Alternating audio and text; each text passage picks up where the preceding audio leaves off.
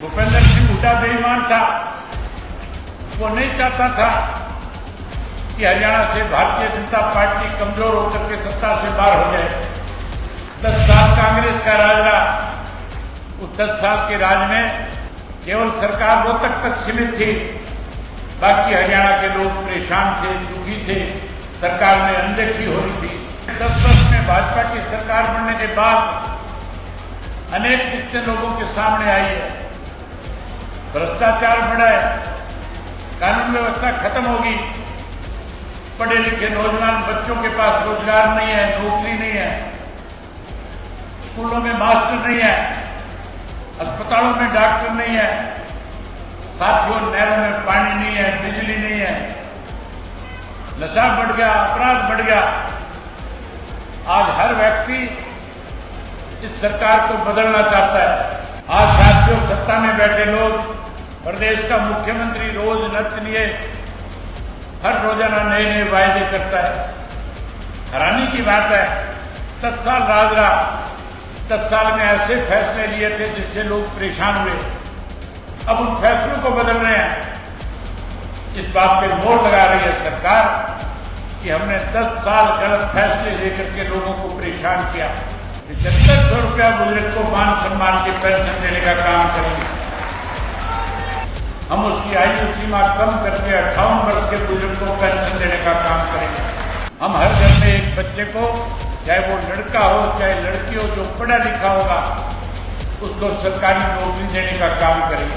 जो कोई नौकरी से वंचित रह जाएगा उसे मायूस नहीं होने देंगे।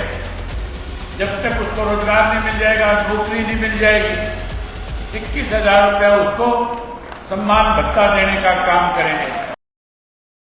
चौधरी ओम प्रकाश चौटाला ने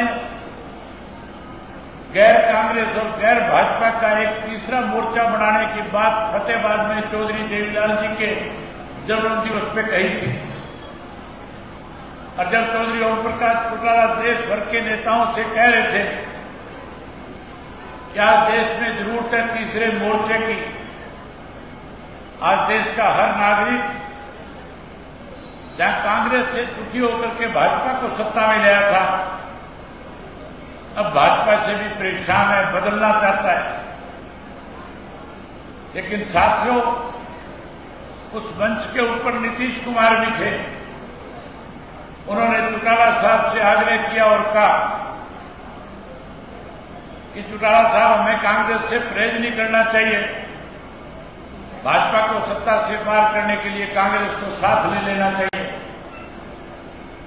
चौटाला साहब ने कहा कि ठीक है, अगर आप सबकी ये राय है तो मुझे इस बात से कोई परहेज नहीं, लेकिन मुझे शक है कि कांग्रेस के लोग समय के साथ आपके साथ बेईमानी करेंगे।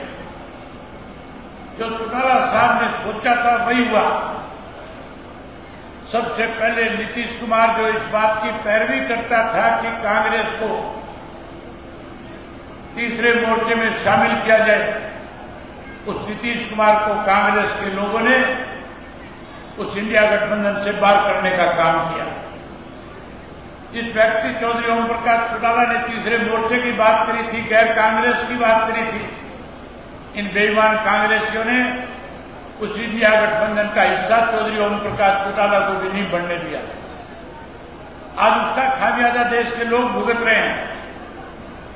अगर इंडिया गठबंधन में हम शामिल होते तो हरियाणा की 10 की 10 सीटें जो है इंडिया गठबंधन जीतने का काम करता। भूपेंद्र सिंह हुड्डा बेईमान था। वो नहीं चाहता था कि हरियाणा से भारतीय जनता पार्टी कमजोर होकर के सत्ता से बाहर हो जाए। इसलिए जहां आपको शामिल नहीं कराया गया, वहीं बिहार के अंदर अगर नीतीश कुमार को रख लिया होता साथ में, तो फिर आज बिहार की सारी सीटें इंडिया गठबंधन जीत करके देश में अपनी सत्ता हासिल करता, भाजपा सत्ता से बाहर हो जाता। कांग्रेस ने अपना राज स्थापित करने के लिए, अपनी ताकत बढ़ाने के लिए देश के लोगों को फिर से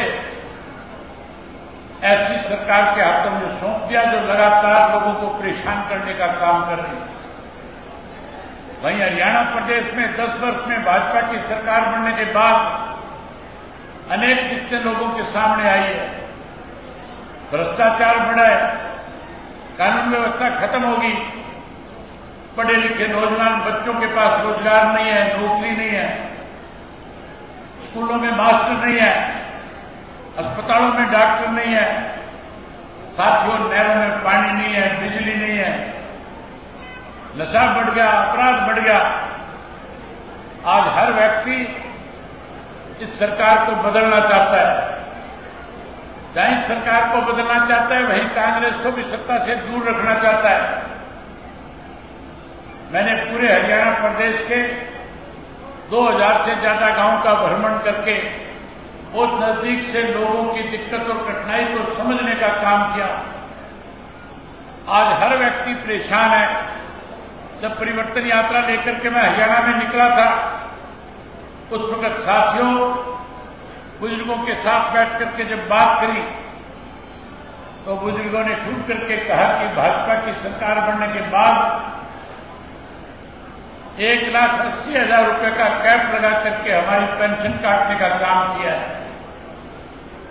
पढ़े लिखे नौजवानों से मिला, उन्होंने कहा कि सरकारी नौकरी नहीं है, रोजगार नहीं है, इसलिए मजबूर होकर के जमीन बेच करके विदेशों में जाने के लिए मजबूर होना पड़ता है।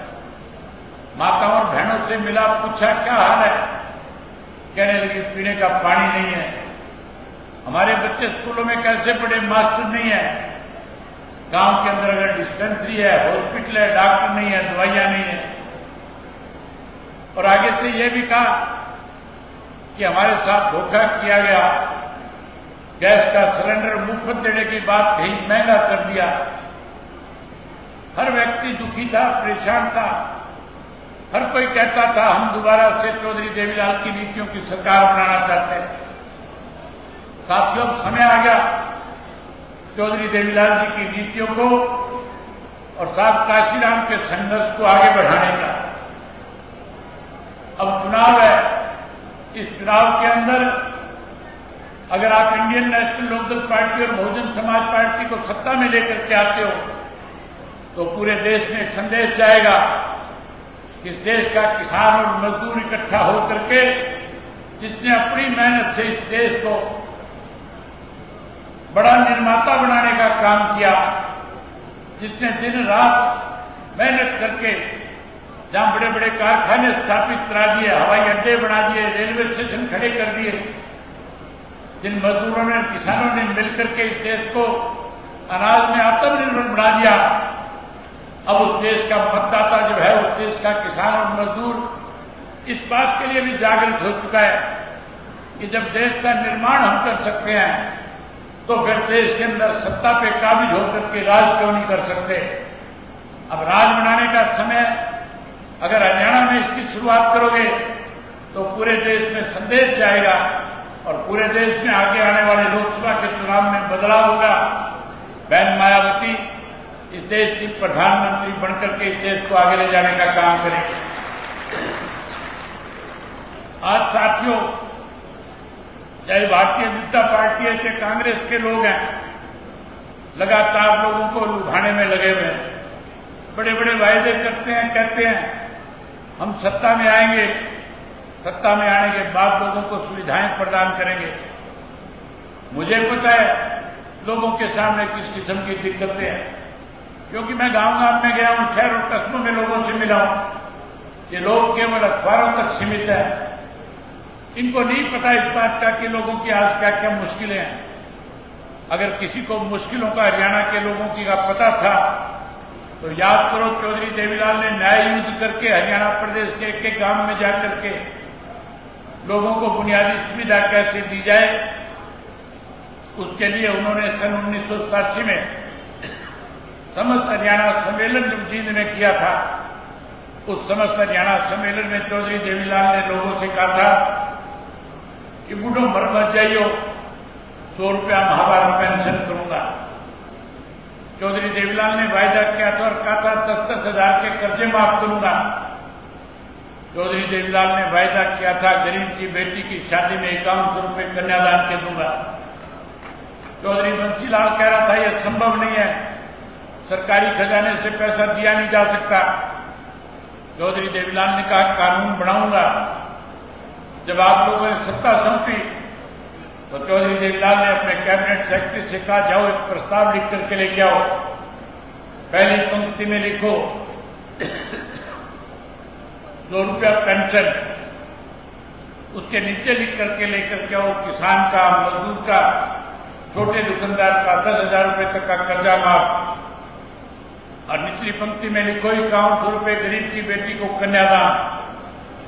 और वो तीनों चीजें लिख करके लाए। चौधरी देवीलाल ने कैबिनेट से मंजूर कराया और कानून बना करके लोगों को सुविधा देने का काम किया। 10 साल कांग्रेस का राज रहा। हुड्डा कहता रहा उस 10 साल के राज में लोगों को सुविधाएं देने की बजाय चौधरी शेर सिंह जैसे बता रहे थे कि किस तरह से भेदभाव किया गया। केवल सरकार रोहतक तक सीमित थी, बाकी हरियाणा के लोग परेशान थे, दुखी थे, सरकार में अनदेखी हो रही थी। अगर सरकार में सबको सारी सुविधाएं दी तो चौधरी ओम प्रकाश चौटाला ने सरकार आपके द्वार लगा करके लोगों को ज्यादा से ज्यादा सुविधाएं प्रदान करने का काम किया था। आज साथियों, सत्ता में बैठे लोग, प्रदेश का मुख्यमंत्री रोज नत लिए हर रोजाना नए नए वायदे करता है। हैरानी की बात है 10 साल राज रहा, 10 साल में ऐसे फैसले लिए थे जिससे लोग परेशान हुए। अब उन फैसलों को बदल रहे हैं। इस बात पे मोहर लगा रही है सरकार कि हमने 10 साल गलत फैसले लेकर के लोगों को परेशान किया।